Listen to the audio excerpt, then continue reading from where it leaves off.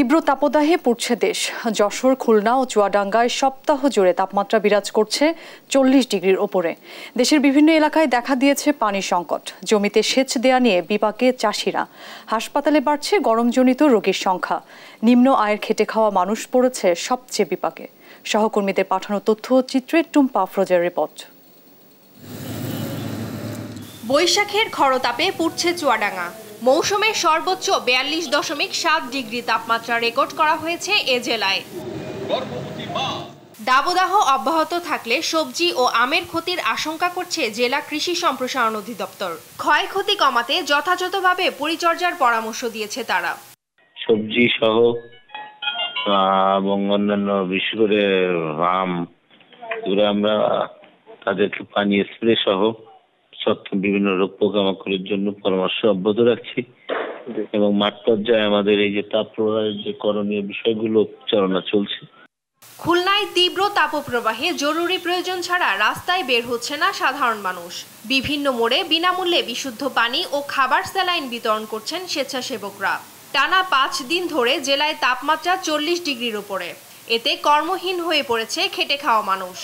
স্কুলগুলো চালু রেখেছে, এতে বাচ্চাদের স্কুলে নিয়ে যেতে খুব কষ্ট হচ্ছে এবং পর্যাপ্ত ফ্যান এবং ঠান্ডার ব্যবস্থা না থাকায় বাচ্চারা অসুস্থ হয়ে পড়তেছে।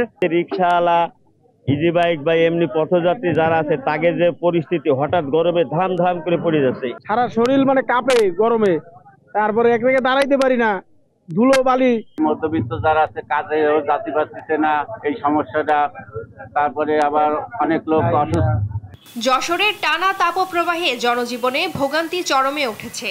বেশি বিপাকে পড়েছেন খেটে খাওয়া মানুষ। বেলা বাড়ার সঙ্গে সঙ্গে বাড়ছে তাপমাত্রা। বৃহস্পতিবার যশোরের সর্বোচ্চ তাপমাত্রা রেকর্ড করা হয়েছে 42.2 ডিগ্রি সেলসিয়াস। তাপপ্রবাহের মধ্যে ভোগান্তি বাড়িয়েছে পানি সংকট। ভূগর্ভস্থ পানির স্তর নিচে নেমে যাওয়ায় অধিকাংশ নলকূপে উঠছে না পানি। কৃষি জমিতে সেচ দিতে হিমশিম খাচ্ছে চাষিরা। প্রচুর গরম পড়তেছে, আর এমনি মাথা মতো ঘুরতেছে, পেটের দায় গাড়ি চালাতে হচ্ছে। গাড়ি নিয়ে বেরোচ্ছি, তাও মনে করেন ভাড়া তো পাচ্ছি না। এই গরমে তো লোক বেরোচ্ছে না ভাই, বুঝেছেন? এমন একটা যন্ত্রণা যে সারাদিন বেরোয় মনে করেন 200 টাকাও ভরতে পারেনি। গরমে লোকজন বেরোচ্ছে কম ঘরের থেকে, যারা এমনি দায় টাকা না বেরোলে নয় সেই বেরোচ্ছে। দাবদাহ থেকে রক্ষায় এক বৃষ্টির প্রহর গুনছেন তারা। টুম্পা আফরোজ, নিউজ ডেস্ক, দেশ টিভি।